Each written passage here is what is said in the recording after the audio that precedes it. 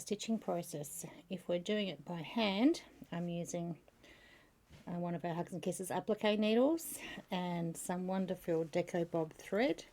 I'm just using this blending colour here. We can use this one, that's actually 100 weight, that one, Invisifil. This is the 80 weight Deco Bob, any of those, or some of them are 60 weight bottom line, and they're okay as well. So fine strong thread in a blending colour. And the applique stitch is simply, we come up and catch the edge fold of the fabric, then we go back down in exactly the same hole but just through the background. Now where I've got 5 layers here, 1 2 3 4 5, you don't have to go all the way through to the back, you just have to go from this layer to this layer. So straight back down through that layer, move along, catch the fold of the fabric. As a right hander, I'm moving right to left and I'm bringing my needle towards the piece that I'm appliquing on, and my thumbnail here is pinching and keeping everything nice and tight so it doesn't flop around and the needle goes exactly where I want it.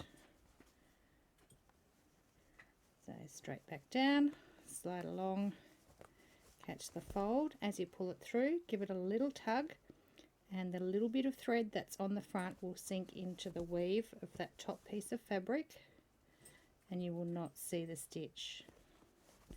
But it's important you go up and straight back down, pretty much in the same hole but just through the next layer of fabric. So up through 2 layers, down through the background layer.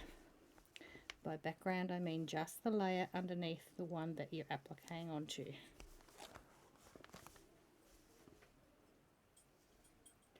And you'll get quite quick at that and be around there in no time.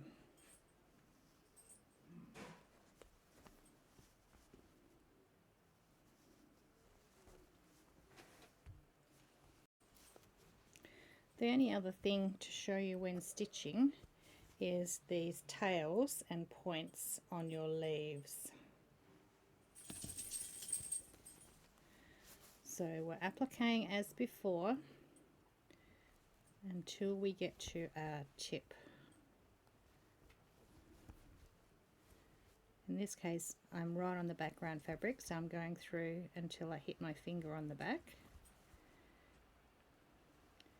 And then it's nicer if when you get to the tip with the little tail, the tail is facing away from the tip.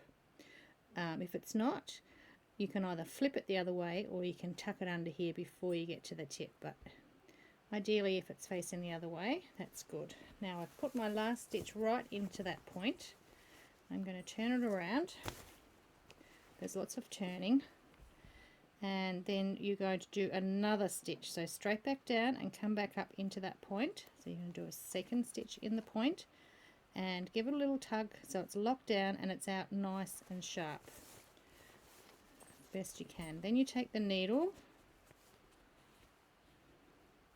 and sweep that tail underneath, tuck it under so that it's out of sight, and then give it another little tug to get your point sharp again.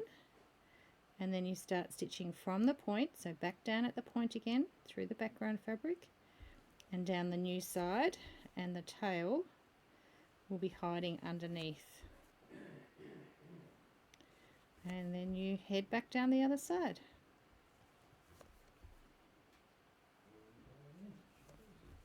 Now you'll just continue. That's how we're doing it by hand.